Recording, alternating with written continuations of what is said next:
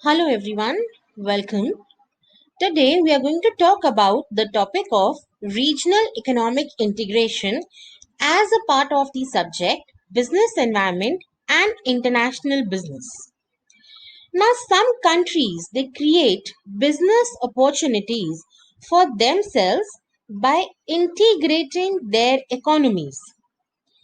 So beginning with regional economic integration refers to agreement between group of countries in different geographic regions in order to reduce and ultimately remove any kind of tariff or non-tariff barriers to the free flow of goods, services and factors of production between each other.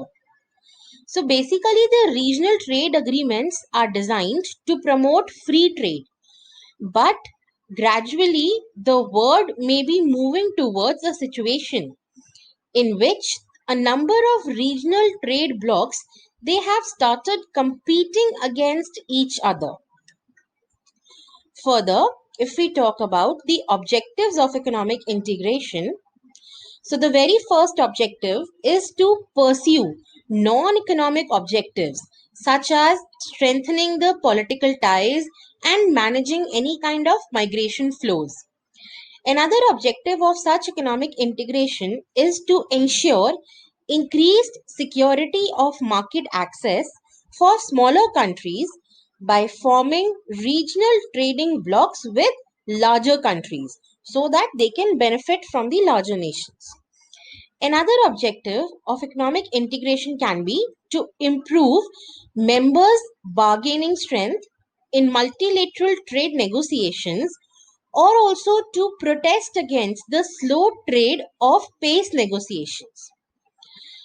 Also, another objective of economic integration is to promote regional infant industries, that means the industries which are in a very beginning stage and which cannot be viable without a protected regional market.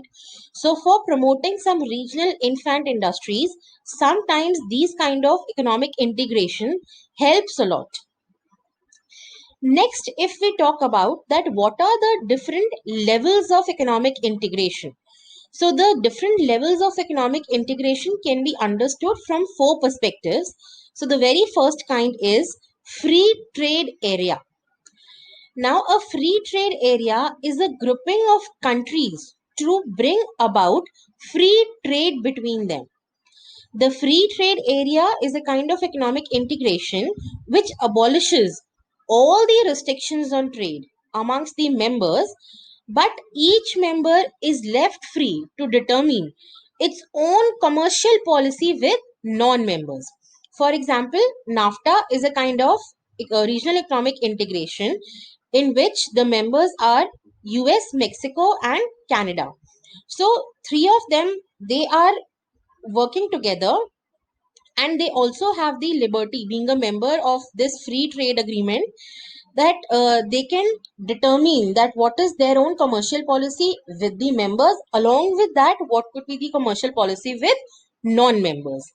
Another kind of regional economic integration is customs union.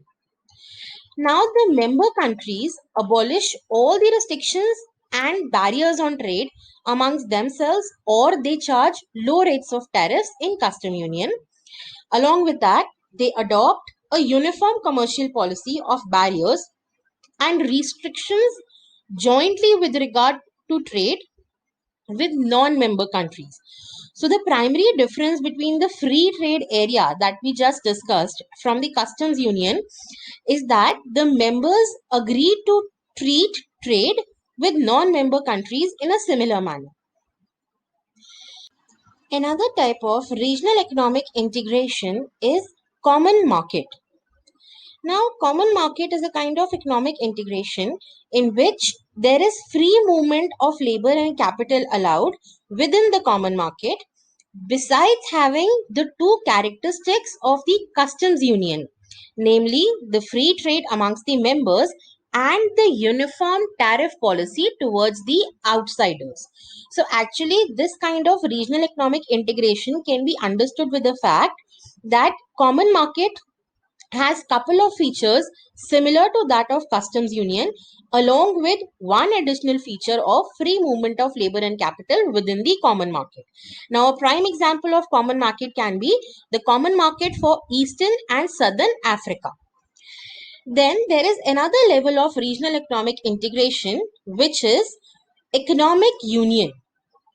Now, in the economic union, all member countries abolish all the restrictions on trade amongst themselves or charge low rates of tariff.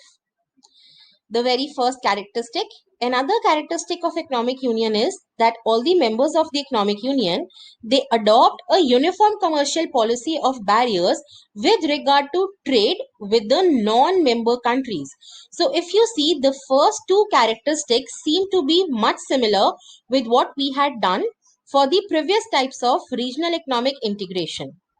Along with that, the third characteristic is that they allow free movement of human resources and capital amongst themselves, which we just did for common market.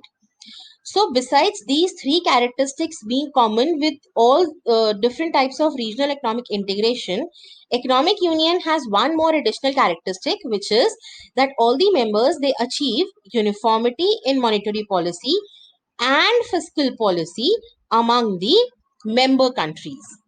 So, to be precise and in a nutshell, it can be stated that the relationship between these four levels of regional economic integration can be understood in this manner, where economic union possesses all the characteristics of all other three levels of integration.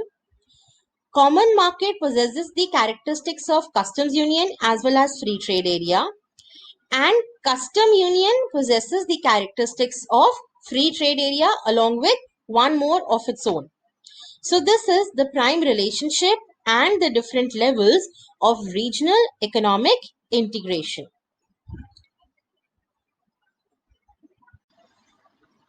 So we'll talk about the remaining concepts related to regional economic integration in the upcoming videos. Till then, stay tuned everyone, and thank you.